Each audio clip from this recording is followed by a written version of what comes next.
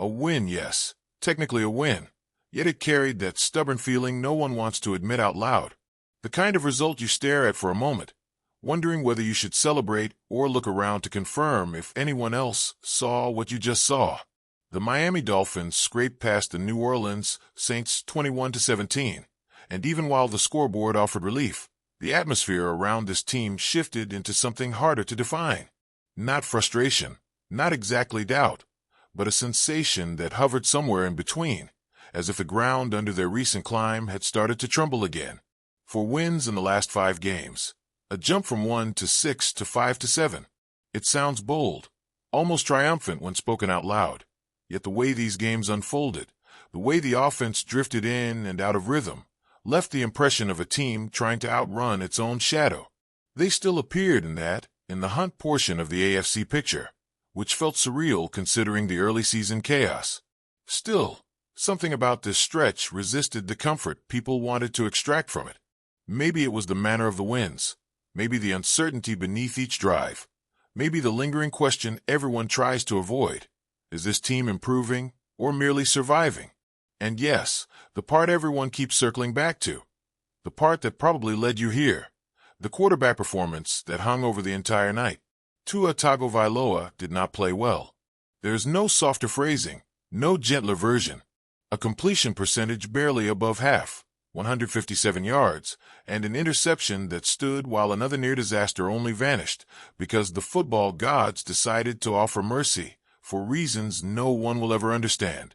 Saying he struggled feels too mild. Saying he faltered feels too forgiving. Something about the way he moved within the offense, the hesitation, the misfires, the absence of sharpness. It lingered long after the final whistle. Since that October 26th matchup against Atlanta, when he threw 4 touchdowns and looked like someone unlocking the field with each snap, his numbers dissolved into something unrecognizable.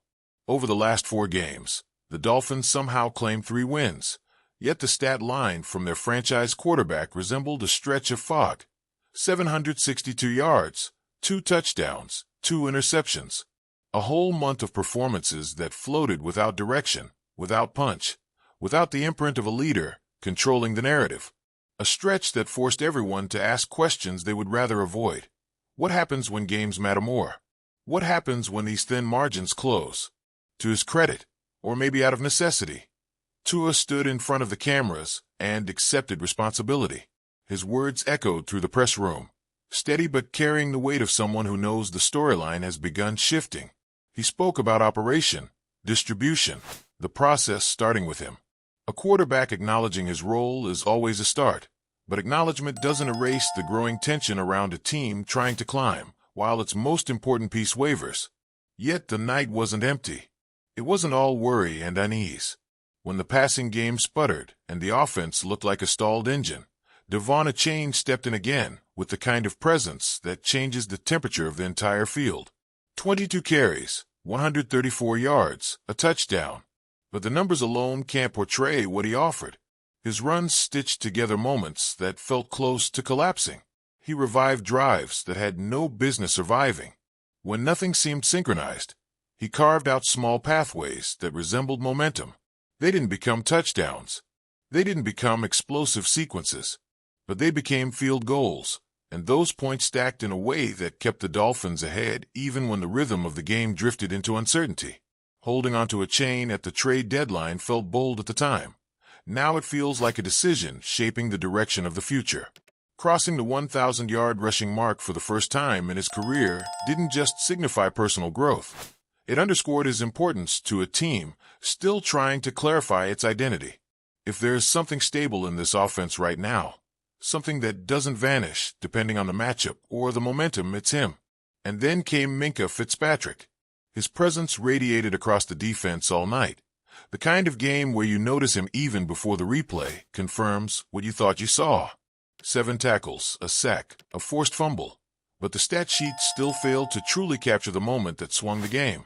With the Dolphins holding a shaky 19-17 lead, the Saints lined up for a 2-point conversion to tie things. Tyler Shaw released a pass, and in that fraction of a heartbeat, where time almost hesitates, Fitzpatrick cut into the play, intercepted the throw, and returned it all the way back for 2 points of his own. Suddenly, the lead grew to 21-17, a shift that didn't just change the math, but reshaped the emotional temperature of the final minutes. Because New Orleans recovered the onside kick right after. And if Fitzpatrick hadn't returned that conversion, the Saints would have needed just a field goal instead of a touchdown. That one moment forced them into desperation rather than strategy. Instead of a manageable final push, they faced a wall they weren't built to climb. Fourth down came, and the Dolphins' defense held, sealing the win in a way that felt more like relief than triumph. The more you sit with this game, the stranger it becomes to categorize. Ugly, yes. Sloppy, yes. But also strangely revealing. The Dolphins showed resilience, but not dominance. They showed fight, but not certainty.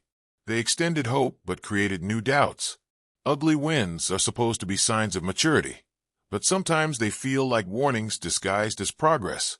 You try to sort out which interpretation fits here, and you realize both might be true at once. There's plenty to worry about, plenty to analyze, plenty to question as the season enters its final stretch. The offense looked disjointed. The quarterback play sagged. The margin for error shrank to something paper-thin. And yet, somehow, this team slipped back into the playoff conversation. It doesn't feel comfortable, and maybe it isn't supposed to. Maybe this season has always been a test of how much turbulence a team can endure before something settles. But the emotional undercurrent of all this, that's where the truth hides. This team, with all its flaws and inconsistencies, has dragged itself into December with games that matter. Fans have watched so many seasons fade away before then that meaningful football at this stage feels like a gift no one expected, but everyone clings to. You can complain, you can worry, you can pick apart every flaw, yet the fact remains. They are still here, still breathing in the playoff race, still forcing people to care. Mike McDaniel said something afterward that cut through the noise, even if it didn't ease the concerns. He talked about not getting caught up in the style of the victory, about finishing with more points, about learning to win in different ways. It's the kind of statement coaches use to frame the narrative, but maybe there's something underneath it too. Maybe this team is learning how to win even when they don't look like themselves. Maybe they're discovering something through the mess, the unpredictability, the stumbles. Or maybe, and this is the question hanging over everything, maybe these ugly wins are masking deeper issues waiting to resurface at the worst possible moment. The offense can't keep staggering. The quarterback can't keep drifting. The defense can't carry the emotional weight forever. Something has to click, and soon. And that uncertainty, that tension between what they are and what they're trying to become, might define the rest of their season more than any stat line.